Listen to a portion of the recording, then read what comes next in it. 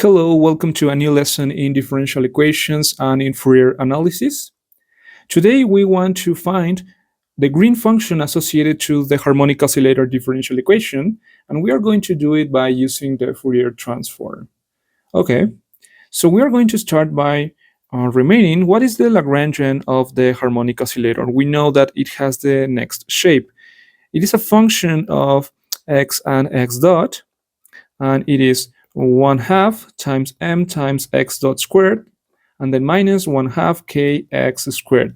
We know that if we apply the Lagrange equation to this Lagrangian, we get that m times the second derivative of x with respect to time plus k times x is equal to 0, right? Perfect.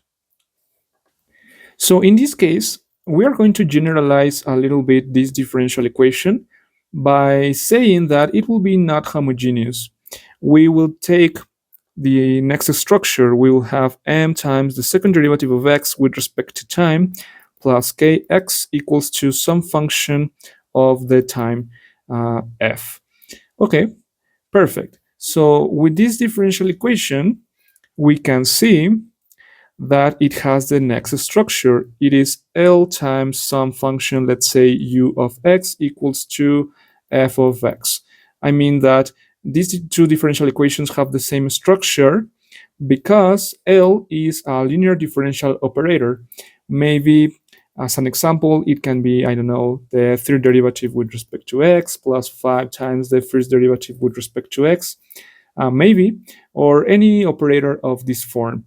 In this case of this differential equation, L has the form of m times the second derivative with respect to t, and then plus k, right?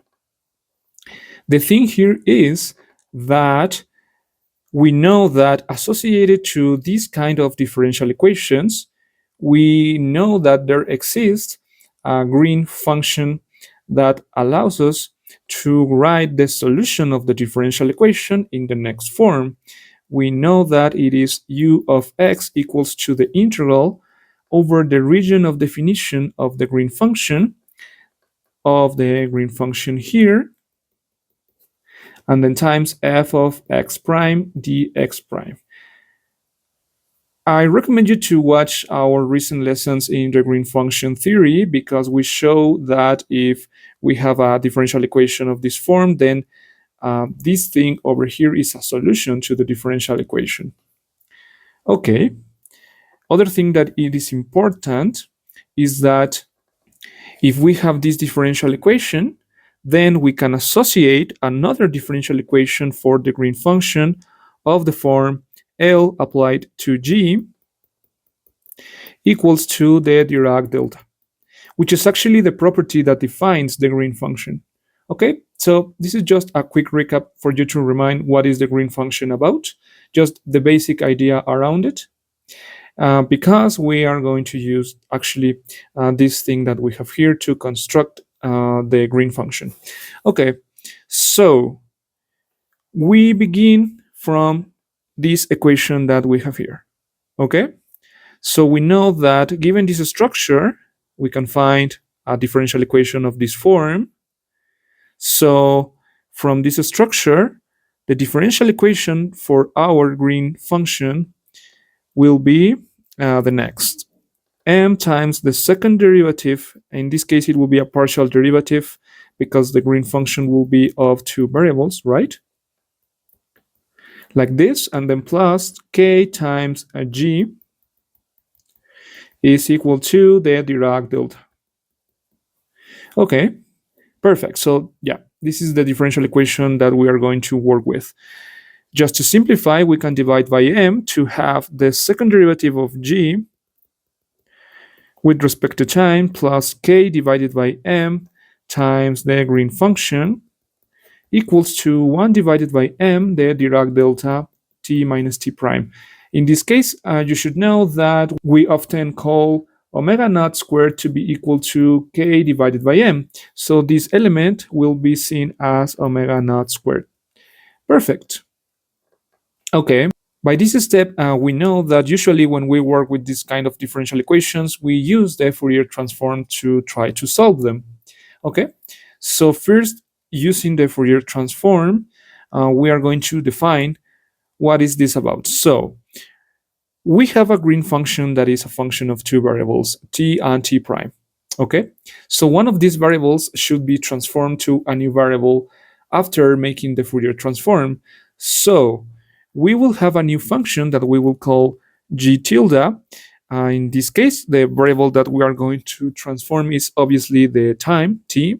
So we will have, instead of t, a variable k and t prime here. So we have again a function of two variables that, in this case, the Fourier transform will be defined as the integral from negative infinity to infinity of the original green function times e to the negative I k t dt. Okay? So what happens if we want to recover the green function? Then we use the inverse Fourier transform, as g of t comma t prime will be equal to 1 divided by 2 pi, the integral from negative infinity to infinity of, well, g tilde, right? So it is a function of k comma t prime e to the I k t dk. Okay, perfect. Recall that this integral, looking that it is for the variable k, it will return a function of t prime and t, of course, which is what we need. Okay, so from our differential equation, we are going to take the Fourier transform on both sides. So what will this be? We are going to get the next. The integral from negative infinity to infinity of the second derivative of g with respect to time, e to the I k t dt, then plus omega 0 squared, the integral from negative infinity to infinity of g of t comma t prime e to the, and here is a negative, right? Here is e to the negative I k t dt, and then equal to 1 divided by m, the integral from negative infinity to infinity of the Dirac delta times e to the negative I k t dt. Okay, perfect. So this is what we get. So let's start by the easiest one. We have the integral from negative infinity to infinity of the Dirac delta times an exponential function. You should know from your basic courses using the Dirac delta, I mean, from the basic theory of the Dirac delta, well, this is a very easy integral to solve, right? You should know that looking that the t prime is obviously contained on the interval negative infinity to infinity, well, this is going to be equal to 1 divided by m times the function that you have here evaluated at t prime, right? So it is e to the negative I k t prime. Okay, perfect. Okay, so from here, and noticing that we took out the omega 0 squared because it is just a constant, we see that this whole thing matches with the definition of the Fourier transform of the green function. So that is a g tilde of k comma t prime. So we are going to express this just as omega naught squared times a g tilde. So from here we will get omega naught squared g tilde of k comma t prime. Okay, perfect. So yeah, I think the most interesting case is this one over here. So how are we going to evaluate that? Well, we have the second derivative with respect to time of g. I think it will be convenient to express that g in terms of the Fourier transform. So we will have the second derivative with respect to time of g, which is 1 divided by 2 pi, the integral from negative infinity to infinity of g tilde of k comma t prime e to the I k t dk. Recall that here we are taking the inverse Fourier transform because this g, well, is g of t and t prime, right? Okay, so looking that here inside the integral, we only have one function of t, is this one over here. Well, we can simplify a lot just by taking this operator inside the integral. So this will be 1 divided by 2 pi, the integral from negative infinity to infinity of g tilde And then, well, the second derivative with respect to time of this is going to be minus k squared e to the I k t dk. And let me take out that minus k squared out to get that this multiplies 1 divided by 2 pi, the integral from negative infinity to infinity of g tilde e to the I k t dk. And by definition, we know that all this piece is equal to g of t comma t prime, and then a minus k squared here. Okay, so the second derivative with respect to time of g is equal to minus k squared g. So that is what we are going to take into this expression over here. So if we take out of the integral this negative k squared, we see again that this is the definition of the Fourier transform of g, right? So we can see this as minus k squared g tilde of k comma t prime plus omega 0 squared g tilde of k comma t prime equals to 1 divided by m e to the negative I k t prime. Perfect. Let me factor g tilde as minus k squared plus omega 0 squared over here, then equals to 1 divided by m e to the negative I k t prime. And recall that this gives us that g tilde of k comma t prime is equal to e to the negative I k t prime divided by m times omega 0 squared minus k squared. Recall that this is an expression that is giving us what is exactly the form of g tilde in terms of t prime and k. So this is telling us that we just need to take the inverse Fourier transform to find what is our objective g of t comma t prime. Okay, so we need to take the inverse Fourier transform. So we will have that g of t comma t prime will be equal to, and remember that there is a 1 divided by 2 pi in this case, then the integral from negative infinity to infinity of, well, g tilde, right? But that is e to the negative I k t prime divided by m times omega 0 squared minus k squared. And this multiplies a factor of e to the I k t and dk. Recall that we need to change the variable of integration. Yeah, and just to see this in an easier way, we will express this as e to the negative ik times t prime minus t, just to take out this factor over here, and to see that g of t and t prime is equal to, well, this integral that we have here. Just to simplify a little bit more, we will have that this is minus 1 divided by 2m pi, the integral from negative infinity to infinity of e to the negative ik of t prime minus t divided by k squared minus omega 0 squared. We see this in this manner because we are going to see this as a complex integral, right? I mean that we are going to use a complex variable to solve this integral, looking that, well, it has the shape of very well-known results in complex variable, right? You know that here at this step we need to use the Cauchy's theorem and to integrate on a specific contour to find the result in terms of the Cauchy's main value theorem, right?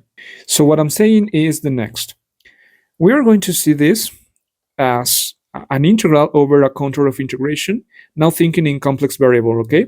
So this will be minus 1 divided by 2m pi of an integral that is going to be on a closed contour, e to the ik t minus t prime divided by, and we are going to see this as k plus omega 0 times k minus omega 0.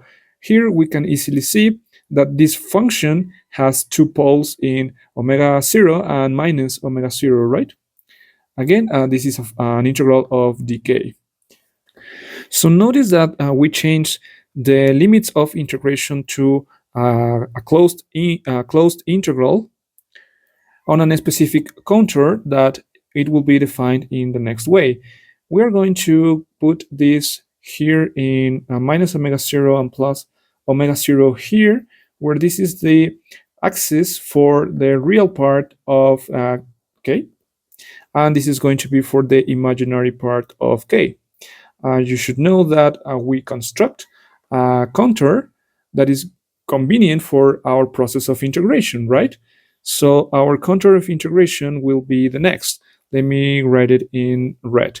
So we are going to be like integrating in this contour over here in this sense. Okay, so we know that using the main value theorem from Cauchy, we can express the integral over this contour of this complex function as the sum of the residues of the poles, right? So I know that this can be a little bit confusing, but let me remind you that this is one of the most known theorems from complex variable, right? We know that in this case, this is equal to minus 1 divided by 2m pi, and then pi times I, and the sum of the residues of the poles of the function, right? So I'm about to tell you what are the residues of the function. So in this case, it will be the residue of omega 0 plus the residue of minus omega 0. Okay, so we can cancel the pi's to get that this is minus I divided by 2m times the sum of the residues. So it will be something like this. Okay, again, we see that in complex variable, we define the residue of omega 0 as the limit as k goes to omega 0 of k minus omega 0 times, well, our function of integration, right? Which is this one over here. So we will have e to the I k t minus t prime divided by k plus omega 0 times k minus omega 0. You see that we can cancel these two elements to get that, well, taking the limit where k goes to omega 0, we will have 2 times omega 0 over here, and this becomes e to the I omega 0 times t minus t prime divided by 2 omega 0. To calculate the other residue is, well, an analog process. So it will be the residue of minus omega 0 is equal to the limit of k when it goes to minus omega 0 of k plus omega 0 e to the I k t minus t prime divided by k plus omega 0 that multiplies k minus omega 0. We cancel these two, and we have that e to the minus I omega 0 t minus t prime divided by minus 2 times omega 0, right?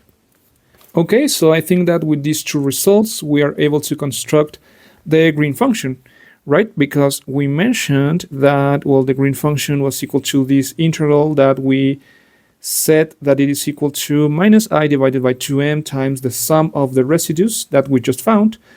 So the green function of t comma t prime is equal to negative I divided by 2m that multiplies e to the I omega 0 of t minus t prime divided by 2 omega 0 minus e to the negative I omega 0 t minus t prime divided by 2 omega 0.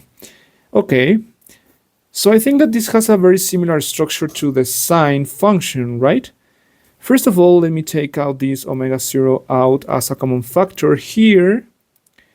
And then you should know that this minus I can get down to the denominator by a positive I, right? So this can be transformed into a 1, and we can put that I over here. And then, well, we can combine this like this. So we get that the green function is equal to 1 divided by 2m omega 0. And then this whole thing is exactly equal to the sine of omega 0 t minus t prime. So we have here the sine of omega 0 of t minus t prime, right? Okay, so I think this is the green function. Okay, perfect. So if we remember what we said about the green function, this over here, we know that we can construct the solution as the integral of the green function times this external force, right? So that is what we should do right now. We are going to say that x of t is equal to the integral of the green function times f of t prime and dt prime. So here is where I want you to pay attention. I mean, we are applying an external force to the object that is, well, oscillating, right? But this force is evaluated at t prime. So when we evaluate a t prime in f, this f is going to have an effect on x, right? So what this is telling us is that t should be greater than t prime because of the causality effect in physics. I mean that first we have the force applied and then we have the effect on x of t.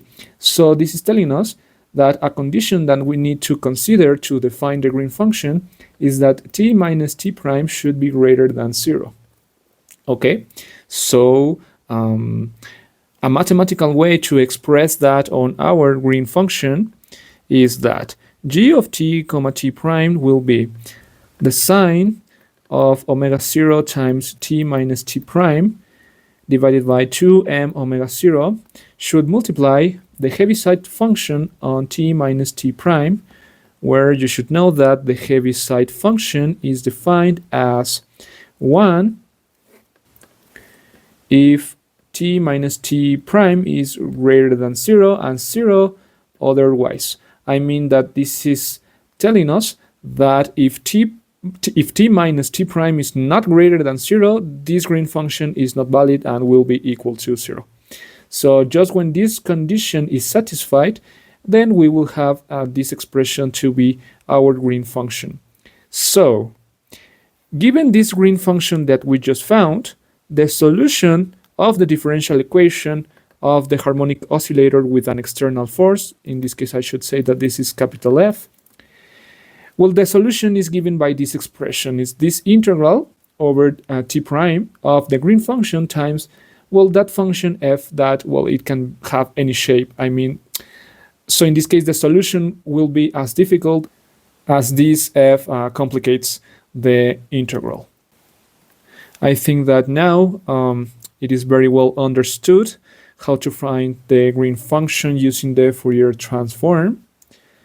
Yeah, I let this out of the result. So yeah, I think this is the important result of the lesson. Here is the green function for the harmonic oscillator and the solution to the differential equation of the harmonic oscillator. So I think this is a good place to finish the lesson. And thank you so much for watching.